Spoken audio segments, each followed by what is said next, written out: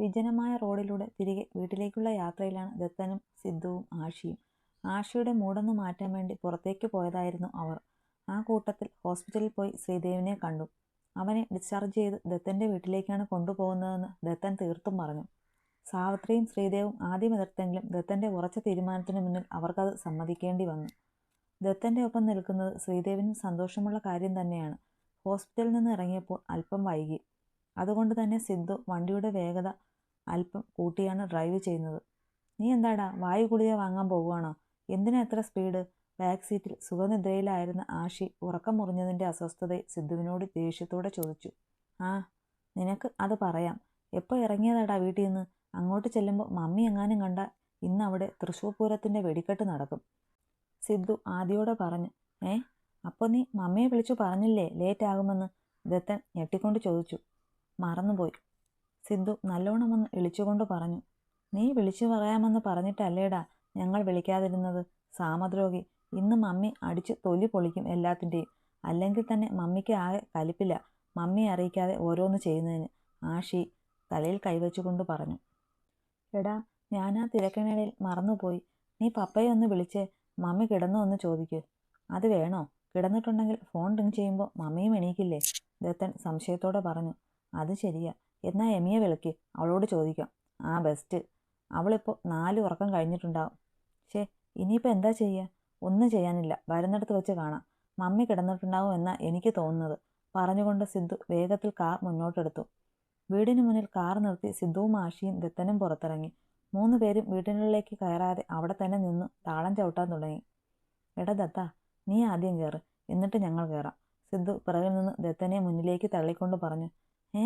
ഞാനോ? എനിക്കൊന്നും വയ്യ. നീയല്ലേ വിളിച്ചു പറയാൻ മറന്നത്, നീ തന്നെ കയറിയാൽ മതി. ദത്തൻ പിറകിലേക്ക് നിന്നുകൊണ്ട് സിദ്ധുവിനെ മുന്നിലേക്ക് പിടിച്ചു നിർത്തി. നീ വലിയ വീരശൂര പരാക്രമിയല്ലേ? ആ മഹാദേവിനെ നീ എന്തൊക്കെയാ ചെയ്തേ? എന്നിട്ട് നിനക്ക് വീട്ടിൽ കയറാൻ പേടിയോ? ആഷി ദത്തനെ നല്ലോണം ഒന്ന് പുച്ഛിച്ചു. അതിന് മഹാദേവ അല്ല മമ്മി, അങ്ങോട്ട് കയറി ചെന്നാൽ എൻ്റെ പുറം പൊള്ളിക്കും. അത്രയ്ക്ക് ധൈര്യമാണെങ്കിൽ നീ തന്നെ ആദ്യം പോ എന്നും പറഞ്ഞ് ദത്തൻ ആഷിയെ പിടിച്ച് മുന്നിലേക്ക് തള്ളി. അപ്പോൾ തന്നെ മുന്നിലെ ഡോർ തുറന്ന് ആനി പുറത്തേക്ക് വന്നു. ഒരു നിമിഷം 3 പേരും ഒന്ന് ഞെട്ടി. ദത്തൻ്റെ തള്ളിൽ ആനിയുടെ മുന്നിലായി വന്നു നിന്ന ആഷി എങ്ങോട്ടോടും എന്നറിയാതെ അവിടെ തന്നെ നിന്ന് വിയർക്കാൻ തുടങ്ങി. മുന്നിൽ നിൽക്കുന്ന ആഷിയെ ഒന്ന് നോക്കിയ ശേഷം ആനി തലയെത്തിച്ച് അവൻ്റെ പിറകിലായി നിന്ന ദത്തനെയും സിദ്ധുവിനെയും നോക്കി. അവിടെയും രണ്ടും നിന്ന് വിയർക്കുവാണ്. എവിടെയായിരുന്നു 3? ആനി അല്പം കടുപ്പിച്ച് തന്നെ ചോദിച്ചു.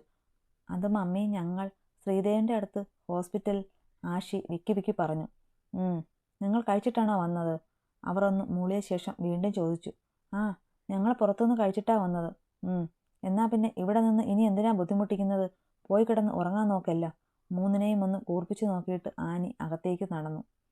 എടാ, ആ പോയത് മമ്മി തന്നെയല്ലേ? ആള് മാറിയിട്ടൊന്നും ഇല്ലല്ലോ അല്ലേ? ഞാനൊരു തല്ല് പ്രതീക്ഷിച്ചായിരുന്നു, സിദ്ധു കവിളിൽ കൈവച്ച് തടവിക്കൊണ്ട് അത്ഭുതത്തോടെ പറഞ്ഞു. നിർത്തടാ നാറി, നീ ഒരാൾ കാരണമാ ഇങ്ങനെ നിൽക്കേണ്ടി വന്നത്. എന്നിട്ട് അവനിനി തല്ലുകൂടി വേണമായിരുന്നു എന്ന് ഒറ്റ ചവിട്ട് തന്നാലുണ്ടല്ലോ. പോയി കിടന്നുറങ്ങടാ. അവൻ്റെ അമ്മൂമ്മയുടെ ആലോചന. സിദ്ധുവിന് നേരെ ചീറിക്കൊണ്ട് ആഷി ചവിട്ടിത്തുള്ളി അകത്തേക്ക് പോയി. അവന് പുറകെ സിദ്ധുവിനെ ഒന്ന് ഇരുത്തി നോക്കിക്കൊണ്ട് ദത്തനും പോയി. എന്നാലും മമ്മിക്കിതെന്ത് പറ്റി? എന്തേലും ആവട്ടെ, തല്ല് കൊള്ളാതിരുന്നത് തന്നെ ഭാഗ്യം. അതും പറഞ്ഞ് സിദ്ധുവും അവർക്ക് പുറകെ അകത്തേക്ക് കയറി വാതിലടച്ചു. ദത്തൻ റൂമിലേക്ക് ചെല്ലുമ്പോൾ ധന്യ ഉറങ്ങിയിരുന്നു. ബെഡിനൊരു സൈഡിലായി ചുരുണ്ടുകൂടി കിടക്കുന്ന നന്യയെ അവൻ ഒരു നിമിഷം നോക്കി നിന്നു. പിന്നെ അവളിൽ നിന്നും മുഖം മാറ്റി ഫ്രഷ് ആവാൻ പോയി. ഫ്രഷായി തിരികെ വരുമ്പോഴും അവൾ അതുപോലെ തന്നെ കിടന്ന് നല്ല ഉറക്കത്തിലാണ്. അവൻ ബെഡിലേക്ക് കിടന്ന് അവൾക്കരികിലേക്ക് നീങ്ങി കിടന്നു. എന്നിട്ട് അവളെ എടുത്ത് അവൻ്റെ നെഞ്ചിലേക്ക് കയറ്റി കിടത്തി. അവൻ അവളുടെ മുഖത്തേക്ക് നോക്കി. അവളുടെ തടിച്ച കൺപോളകളും ചുവന്ന മൂക്കിൻ തുമ്പും അവനെ അസ്വസ്ഥനാക്കി. അറിയാം പെണ്ണെ, ഇന്ന് നീ ഒത്തിരി വേദനിച്ചെന്ന്. അറിഞ്ഞില്ല നിന്റെ കൂട്ടുകാരുടെ ഭാഗത്തെ ശരി. നീ കരയുന്നത് കാണുമ്പോൾ നെഞ്ചിലൊരു വേദന പോലെ. എന്തുകൊണ്ടാ അത്? മനസ്സിലാകുന്നില്ല പെണ്ണെ എനിക്കൊന്നും. എനിക്ക് നിന്നോട് തോന്നുന്ന വികാരം എന്താണെന്ന് മനസ്സിലാകുന്നില്ല എനിക്ക്. നീ വേദനിക്കുമ്പോൾ എനിക്കും വേദനിക്കുന്നു. നിന്റെ കണ്ണുനീർ എന്നെ അസ്വസ്ഥനാക്കുന്നു. വെറുപ്പാണെന്ന് പുറമേ പറയുമ്പോഴും ഉള്ളിൽ നിന്നെ ഞാൻ സ്നേഹിച്ചു പോകുന്നു. ഇതിൻ്റെ പേരാണോ പ്രണയം? എനിക്ക് നിന്നോട് തോന്നുന്ന ഫീലിങ്സിനെ അങ്ങനെ വിളിക്കാൻ കഴിയുമോ? അറിയില്ല എനിക്ക്. നിന്നെ സ്നേഹിക്കാനും സ്വന്തമാക്കാനുമുള്ള അർഹത എനിക്കുണ്ടോ പെണ്ണെ? അനാഥനാണ്, ആരുമില്ലാത്തവൻ, നിന്റെ അച്ഛനെ കൊല്ലാനുള്ള പകയുമായി നടക്കുന്നവൻ. അയാളെ എൻ്റെ കൈകൊണ്ട് തന്നെ തീർക്കും ഞാൻ. അങ്ങനെ ഉണ്ടായാൽ പിന്നെ നിനക്ക് എന്നെ സ്നേഹിക്കാൻ കഴിയുമോ? എന്നെ വെറുക്കില്ലേ? നിന്റെ അച്ഛനെ കൊന്ന കൊലയാളിയല്ലേ പിന്നെ ഞാൻ. അവൻ്റെ കണ്ണുകൾ എന്തിനോ വേണ്ടി നിറഞ്ഞു. നീ എന്നെ വെറുക്കുമായിരിക്കും, പക്ഷേ എൻ്റെ മനസ്സിൽ നീ പതിഞ്ഞു പോയടി. പണ്ട് എൻ്റെ കയ്യിലേക്ക് വെച്ചു തന്ന ആ കുഞ്ഞു പെണ്ണായി തോന്നുന്നു എനിക്കിപ്പോഴും. അന്ന് നിന്നെ കൊഞ്ചിച്ചതുപോലെ ഇപ്പോഴും കൊഞ്ചിക്കാൻ എൻ്റെ മനസ്സ് കൊതിക്കുന്നു. പക്ഷേ എല്ലാം കഴിയുന്നതുവരെ നിന്നെ എന്നിൽ നിന്ന് അകറ്റി നിർത്തുന്നതാണ് നല്ലതെന്ന് തോന്നിപ്പോകുന്നു. സ്നേഹിച്ചു പോയാൽ പിന്നെ നഷ്ടപ്പെടുത്താൻ കഴിയില്ലടി. ഒന്നിൻ്റെ പേരിലും എൻ്റെ പ്രിയപ്പെട്ടവരെ നഷ്ടപ്പെടുത്താൻ കഴിയില്ല എനിക്ക്. മരിച്ചു പോകും ഞാൻ.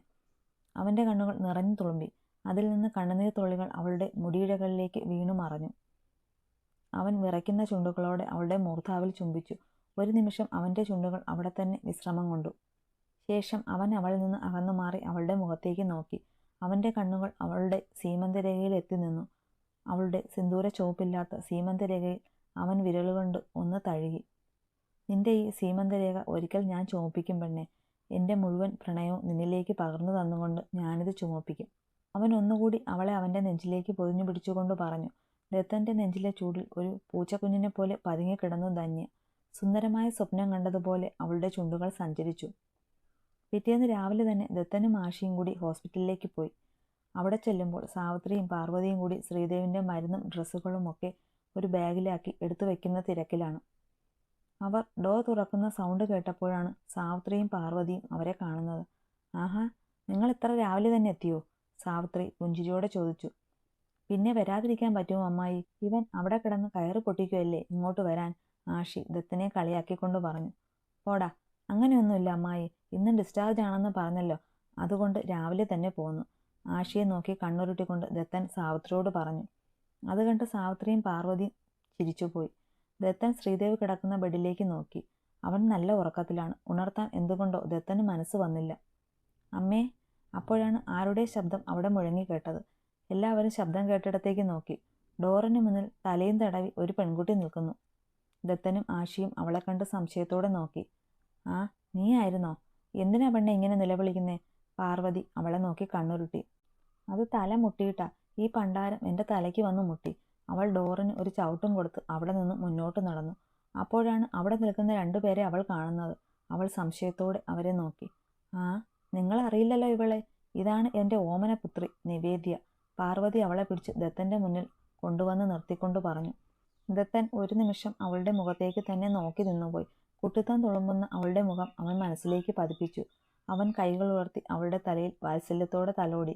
അവൻ്റെ കണ്ണുകൾ നിറഞ്ഞിരുന്നു. നിവി. അവൻ പതിഞ്ഞ ശബ്ദത്തിൽ അവളെ വിളിച്ചു. നിവി മുന്നിൽ നിൽക്കുന്നത് ആരാണെന്ന് മനസ്സിലാവാതെ അവനെ മിഴിച്ചു നോക്കി. ശേഷം പാർവതിയെയും തിരിഞ്ഞു നോക്കി. നിന്റെ ഏട്ടനാ മോളെ, നമ്മുടെ കണ്ണൻ, പാർവതി നിറകണ്ണുകളോടെ പറഞ്ഞു. നിവി ഞെട്ടി അവൻ്റെ മുഖത്തേക്ക് നോക്കി. പിന്നെ ഒന്നും ആലോചിക്കാതെ അവനെ ഇരു കൈകൾ കൊണ്ട് വരിഞ്ഞു മുറുക്കി. അവളുടെ തല അവൻ്റെ നെഞ്ചിലേക്ക് ചേർത്ത് വെച്ചുകൊണ്ട് അവൾ തേങ്ങി. ഏട്ടാ, അവൾ വിറയ്ക്കുന്ന ശബ്ദത്തിൽ വിളിച്ചു. ദത്തൻ്റെ ഉള്ള സന്തോഷം കൊണ്ട് തുടികൊട്ടി. അവൻ്റെ കൈകളും അവളെ ചേർത്ത് പിടിച്ചു. നിറഞ്ഞ കണ്ണുകൾ ഉയർത്തി നോക്കിയ ദത്തൻ കാണുന്നത് തന്നെ നോക്കി പുഞ്ചിരിയോടെ ഇരിക്കുന്ന ശ്രീദേവിനെയാണ്. അവൻ്റെ കണ്ണുകൾ നിറഞ്ഞിരുന്നു. ആഷിക്കും എന്തെന്നില്ലാത്ത സന്തോഷം തോന്നി. എല്ലാവരെയും നോക്കി സന്തോഷത്തോടെ ചിരിച്ചുകൊണ്ട് ദത്തൻ നിവിയെ പിടിച്ച് നേരെ നിർത്തി. അവൻ്റെ കൈകൾ കൊണ്ട് തന്നെ അവളുടെ മുഖമെല്ലാം തുടച്ചു കൊടുത്തു. എല്ലാം അമ്മ പറഞ്ഞു. എൻ്റെ അച്ഛയും ശിവയങ്ങളും ചേർന്നാണ് ഏട്ടനെ ഞങ്ങളിൽ നിന്ന് അകറ്റിയതെന്ന് പറഞ്ഞു എന്നോട്. ദേവേട്ടനെ ഈ അവസ്ഥയിലാക്കിയതും അവരല്ലേ? എനിക്ക് പേടിയാവുന്നു ഏട്ടാ. അവർ നമ്മളെയും ഉപദ്രവിക്കുമോ? നിവി കരഞ്ഞുകൊണ്ട് അവനിലേക്ക് ഒന്നുകൂടി ചേർന്ന് നിന്നു. അവളുടെ പേടി കണ്ട് സാവിത്രിയും പാർവതിയും അറിയാതെ കരഞ്ഞുപോയി. ശ്രീദേവിൻ്റെ മുഖം ദേഷ്യം കൊണ്ട് വിറച്ചു. ഇല്ലടാ, അങ്ങനെയൊന്നുമില്ല. ഏട്ടനില്ലേ? നിങ്ങളെ ഒന്നും അവർ ഇനി ഒരു മുള്ളുകൊണ്ട് പോലും നോവിക്കില്ല. അച്ഛയെ കാണാനില്ല ഏട്ടാ. അച്ഛൻ്റെ സ്വത്തുക്കളെല്ലാം നഷ്ടപ്പെട്ടു. കമ്പനിയും വീടും മറ്റു ഫാക്ടറികളും എല്ലാം സീൽ ചെയ്തു. അച്ഛ എല്ലാത്തിൽ നിന്നും ഒളിച്ചോടി പോയെന്ന എല്ലാവരും പറയുന്നത്. ഞങ്ങൾക്കിനി ആരുമില്ല ഏട്ടാ. നിവി പൊട്ടിക്കരഞ്ഞുകൊണ്ട് ദത്തനെ നെഞ്ചിലേക്ക് ചാഞ്ഞു. പാർവതി നിർവികാരമായി അവനെ തന്നെ നോക്കി നിന്നു. ഞാനുണ്ട് നിങ്ങൾക്ക്. നിങ്ങൾ ആരും ഒരിക്കലും ഒറ്റയ്ക്കാകില്ല. പിന്നെ കാണാതായവരെ ഇനി അന്വേഷിക്കേണ്ട, തിരിച്ചു വരില്ല. അത്രമാത്രം പറഞ്ഞുകൊണ്ട് ദത്തൻ നിവിയെ അവനിലേക്ക് ചേർത്ത് പിടിച്ചു. പാർവതി ഞെട്ടി ദത്തനെ നോക്കി. അവന് എന്തുകൊണ്ടോ അവരുടെ മുഖത്തേക്ക് നോക്കാൻ കഴിഞ്ഞില്ല. കണ്ണാ, മഹിയേട്ടനെ നീ പൂർത്തിയാക്കാതെ അവർ അവനെ നിർവികാരമായി നോക്കി. കൊന്നിട്ടില്ല. പക്ഷേ ആട്ടിൻതോടിട്ട ചെന്നായ്ക്കൾ ഇനി ഈ ഭൂമിയിൽ വേണ്ട. ദത്തൻ പറഞ്ഞത് കേട്ടിട്ടും എന്തുകൊണ്ടോ പാർവതി കരഞ്ഞില്ല. അവർ നിവിയെ ഒന്ന് നോക്കി. അവൾ അവരുടെ ഏട്ടൻ്റെ കയ്യിൽ സുരക്ഷിതയാണെന്ന് നിവിയെ പൊതിഞ്ഞു പിടിച്ചിരിക്കുന്ന ദത്തൻ്റെ കൈകളുടെ മുറുക്കത്തിൽ നിന്ന് അവർക്ക് മനസ്സിലായി. അവർ ദത്തനെ നോക്കി ഒന്ന് പുഞ്ചിരിച്ചു. എൻ്റെ മോളെ നോക്കിക്കൊള്ളണേ മോനെ, അവർ അവനോട് അത്രമാത്രം പറഞ്ഞുകൊണ്ട് മുറിക്ക് പുറത്തേക്ക് ഇറങ്ങാൻ തുനിഞ്ഞു. അവർ പുറത്തിറങ്ങുന്നതിന് മുന്നേ ആഷിയുടെ പിടി അവരുടെ കൈകൾ മുറുകി. ചെറിയമ്മ എങ്ങോട്ടാ? അവൻ ഗൗരവത്തോടെ ചോദിച്ചു. അറിയില്ല, പോകണം, ആരെയും ബുദ്ധിമുട്ടിക്കാതെ എങ്ങോട്ടെങ്കിലും. ആ ദുഷ്ടൻ ചെയ്തു കൂട്ടിയ പാപങ്ങൾക്കുള്ള ശിക്ഷ എൻ്റെ കുട്ടികളുടെ മേൽ പതിക്കാതിരിക്കാൻ ഏതെങ്കിലും പുണ്യസന്നിധിയിൽ അഭയം തേടണം എനിക്ക്, പാർവതി നിർവികാരമായി പറഞ്ഞു. അത് കേട്ട് ഞെട്ടി നിവി അവർക്കരികിലേക്ക് ഓടി. അമ്മേ, അമ്മ പോയാൽ പിന്നെ എനിക്ക് ആരാ ഉള്ളത്? ഞാൻ തനിച്ചായി പോവില്ലേ? നീ ഒരിക്കലും തനിച്ചായില്ല മോളെ, സുരക്ഷിതമായ കൈകളിൽ തന്നെയാ നിന്നെ ഞാൻ ഏൽപ്പിച്ചത്. അമ്മേ, അവൾ കരഞ്ഞുകൊണ്ട് വിളിച്ചു. ചെറിയമ്മ എങ്ങോട്ടും പോകുന്നില്ല. ആഷിയുടെ ഉറച്ച ശബ്ദം അവിടെ മുഴങ്ങി. ഒരു നിമിഷം ദത്തനും അവനെ അത്ഭുതത്തോടെ നോക്കി. പിന്നെ അവൻ എന്താണ് പറയാൻ പോകുന്നതെന്ന് ശ്രദ്ധിച്ചു.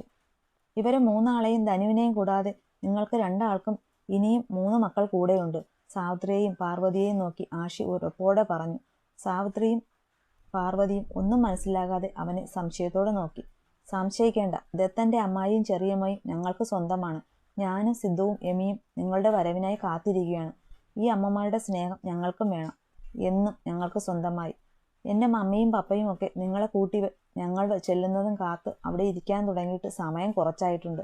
അതുകൊണ്ട് അധിക സമയം വൈകിക്കാതെ നമുക്ക് വേഗം പോകണം. പറഞ്ഞത് മനസ്സിലായോ നിങ്ങൾക്ക്? ദത്തന്റെ അമ്മമാർ ഞങ്ങൾക്കും അമ്മമാരാണ്. അവന്റെ സഹോദരങ്ങൾ ഞങ്ങൾക്കും സഹോദരങ്ങളാണ്. അതുകൊണ്ട് കൂടുതൽ വാശി പിടിക്കാതെ കൂടെ വരുന്നതാവും നിങ്ങൾക്ക് നല്ലത്. ആഷി അത്രയും പറഞ്ഞ് മുഖവും വീർപ്പിച്ച് ദത്തനെ നോക്കി. അപ്പോഴേക്കും പാർവതി ഒരു പൊട്ടിക്കരച്ചിലോടെ ആഷിയുടെ നെഞ്ചിലേക്ക് വീണിരുന്നു. ആദ്യം ഒന്ന് പതറിയെങ്കിലും പിന്നെ അവനും അവരെ ചേർത്ത് പിടിച്ച് ആശ്വസിപ്പിച്ചു. എന്തിനാ അമ്മ ഇങ്ങനെ കരയുന്നത്? ഞങ്ങൾ എല്ലാവരും ഇല്ലേ നിങ്ങൾക്ക്? അവൻ അവരെ തലോടിക്കൊണ്ട് അരുമയായി ചോദിച്ചു. എല്ലാവരുടെയും കണ്ണുകൾ ഒരുപോലെ നിറഞ്ഞു. ദത്തൻ ഉള്ളു നിറഞ്ഞ സന്തോഷത്തോടെ ആഷിയെ നോക്കി പുഞ്ചിരിച്ചു. അതേ പുഞ്ചിരിയോടെ ആഷി അവനെ നോക്കി കണ്ണുകൾ ചിമ്മി കാണിച്ചു.